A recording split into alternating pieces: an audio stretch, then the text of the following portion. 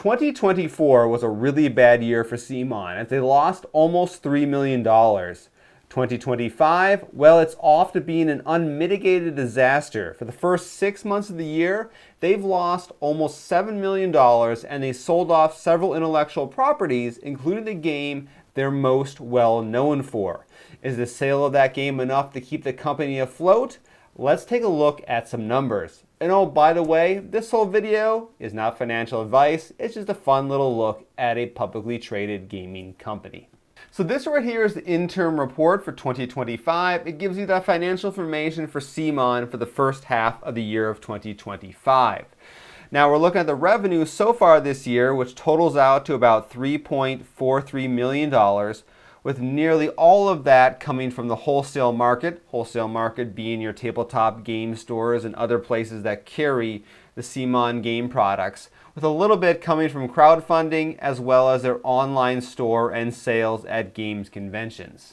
Next, we want to look at cost of sales. This is a fancy okay, it's not really fancy, but it's a mathematical equation that's designed to figure out how much did the things that I sold during this time period actually cost me to manufacture.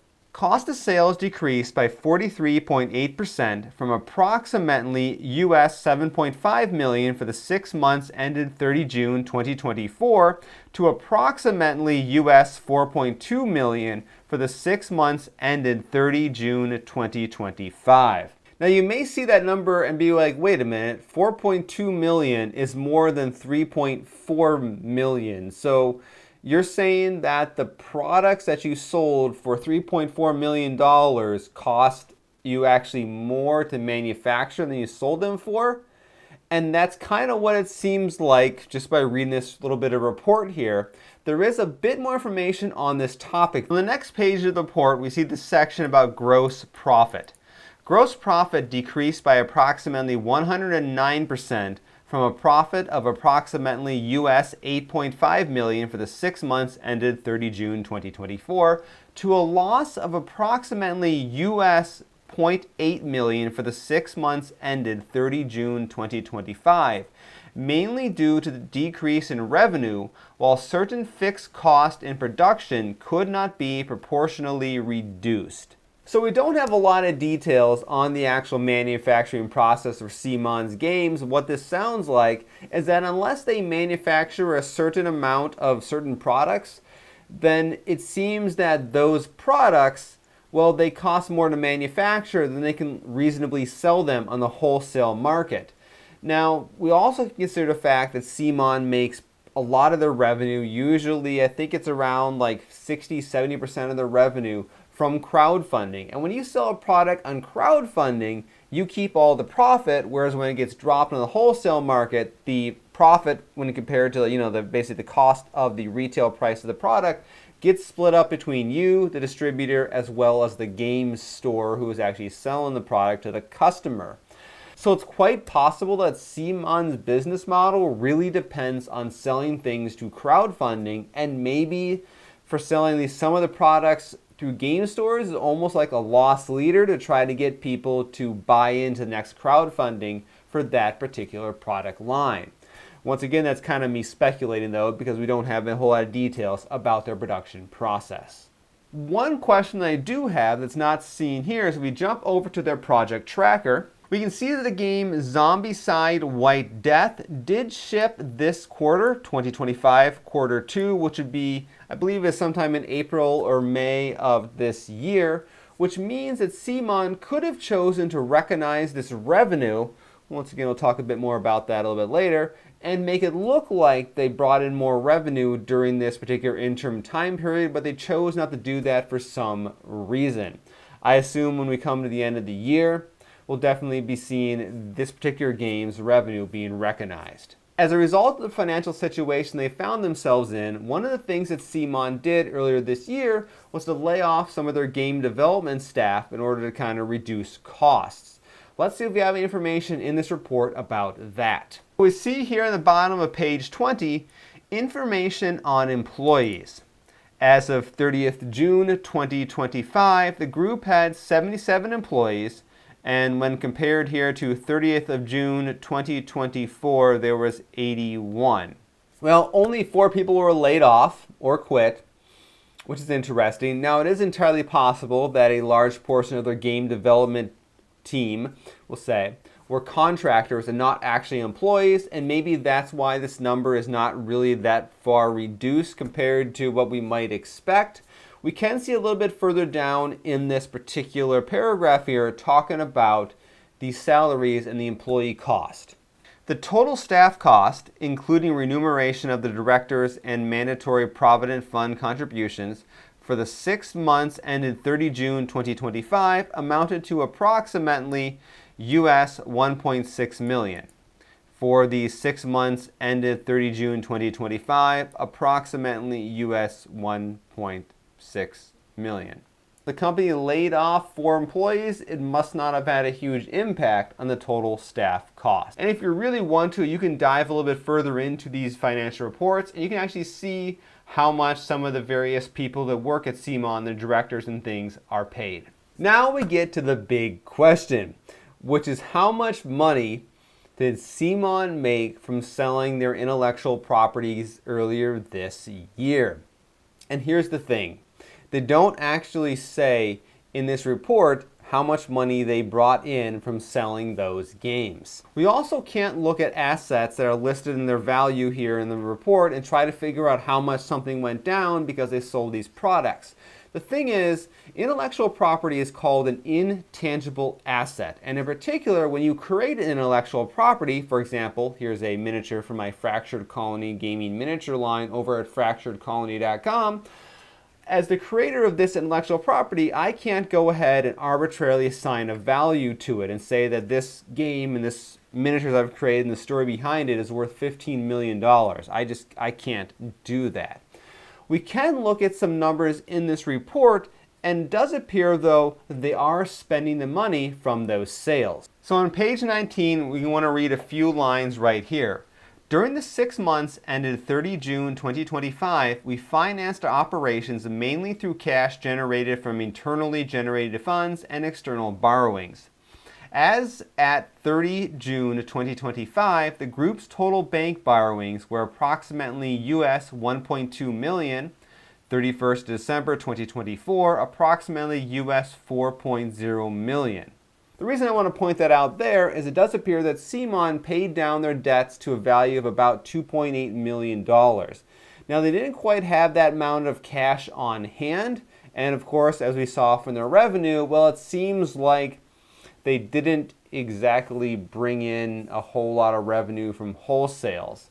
Now, it should be pointed out they did have a single crowdfunding campaign early in the year for their game Massive Darkness, and that did bring in several $1,000,000 for them, which though they can't recognize it as revenue, they can spend that money, so maybe that's where some of this money is coming from, but also they've had to pay their staff as well as other expenses. So it does seem like they're sending more money out to various things than they actually brought in from their one crowdfunding campaign, as well as the wholesale, which once again seemed to have just lost money for them. But back on the topic of intangible assets, you know who can assign a value to them? The company that purchased them. And conveniently, Asmodee, who purchased Zombicide, is a publicly traded company, and they have released a financial report which covers the time period when they bought the game. So now we're jumping over to Asmodee's first quarter report here. And what I want to look at here is an important note at the bottom of page 5. Cash flow from investing activities was euro minus 9.2 million and mainly related to investments in game developments as well as the acquisition of the Zombicide IP. Now, therefore, we have an upper bound in the range of 9.2 million euro. However, they do mention there's a few other things that money was spent on, so not all of it went to the game, but we have definitely an upper bound we can look at. What about a lower bound? On page 16, we have a line item, purchases of intangible assets. Once again, that's intellectual property. And we see that it is minus 5.8 million euros. Now, we don't know if there's other things that they purchased, but I would imagine Zombicide would be a relatively large purchase, so it's quite possible the intellectual property alone for that game was worth somewhere in this range. But that's not the only thing they would have got with the game when they purchased it from CMON. On page 22, we read this note right here. During the period ending June 30th, 2025, the group finalized the acquisition of intangibles and tangibles fixed assets in relation to the intellectual property Zombicide. Now, I've already talked about here intangibles, but then you have this thing, tangibles fixed assets. Now, to understand what this is, these are things that are related to the game, but they're not things that they plan to sell in the near future. Therefore, if Asmodee went ahead and bought the entire inventory for this game, that would not be a tangible fixed asset. That would be another expense they could report elsewhere. A tangible fixed asset for a tabletop game would be something like, for example, the molds you would use to manufacture the miniatures, or some other tooling you might use to create products and for the particular game. So while I don't have an exact number for you, I would say 7 to 8 million euros is probably a good guess when it comes to kind of estimating how much Asmodee paid for CMON's flagship property. Of course now, is that enough money to keep CMON running for any length of time? And well, when it comes to good news for CMON, well, we mentioned a little bit ago, they paid down several $1 million in debt, which is a good thing. But what about long term? Well, here's the thing. You can't really run a company of the size they have where they're currently not making any money off wholesale sales and losing $7 million every 6 months. They currently have a little bit less than $1 million in cash, and they do have about $2.7 million in inventory they could still sell. And there are some other assets up here, property, plant, and equipment, that at least in theory they could go ahead and sell off to other companies, and also intangible assets. So they've got approximately $6.3 million in other people's intellectual property that perhaps they could go and sell as well to finance the operation of this company. One line I do want to look at down here is something called contract liabilities. This term refers to the value of things that you have to go ahead and still owe to somebody else. For a company like CMON, contract liabilities is going to pretty much be Kickstarter, other crowdfunding projects, as well as pre-orders through non-crowdfunding platforms. So they have approximately a little bit less than $13 million worth of goods that they still have to deliver to their customers. And in this case, their customers have already paid them all that money and they really want those games. There is a little bit of a runway for CMON to burn through if they have to keep the company going in the short term. But like I said, with you burning $7 million every 6 months, you don't got a whole lot of runway left before you crash the plane into something. Here's the thing though, is when you get to the end of the year, let's take a look at that project tracker one more time. They do have, of course, White Death, which has already shipped, and they are planning to ship 2 more games by the end of the year. Assuming that goes ahead and that hits their targets as expected, at least on paper, things may look all right for them. Now, a few times in the video, I have used the term recognized revenue. Now, how CMON works with the terms of keeping track of their financial things is they have the concept of unearned revenue. So when they bring in money from a crowdfunding project, whether it was 3 years ago, 2 years ago, or whatever, that's classified as unearned revenue because the product has not yet been delivered. They don't have to write that revenue down on their financial reports until the product is essentially shipped out to the customers. So therefore, with all these projects we see right here, the revenue for these projects, as well as some of the pre-orders that are separate from this whole process, have not shown up on any financial report just quite yet. Therefore, it may look good on paper come the end of the year if CMON is able to ship out some of these products, and it may even look like they're making a profit. The problem with that is with unearned revenue, you're allowed to start spending that money as soon as you get it to obviously fulfill your obligations to the customers. Therefore, even though the revenue might look good on paper because they have all these projects that have shipped and now the revenue can be recognized, that money is already almost certainly, almost all of it, is already gone and spent, and it's not actually helping to keep the company afloat.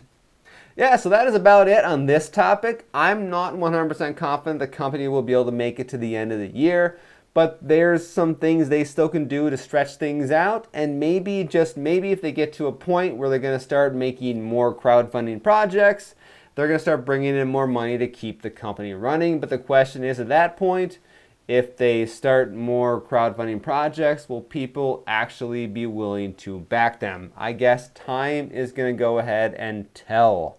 Once again, I'm not giving you financial advice, because I'm Jason, the creator of the Tabletop Battlefield, as well as Fractured Colony over at fracturedcolony.com. I keep putting up this guy yet, but he was part of the most recent crowdfunding project, as well as the Manticore here. So neither of these guys are actually available for sale just quite yet on the website, because I haven't fulfilled them, but I will be doing that here in the next week or two. So with that, thank you guys all for watching. I'll see you next time.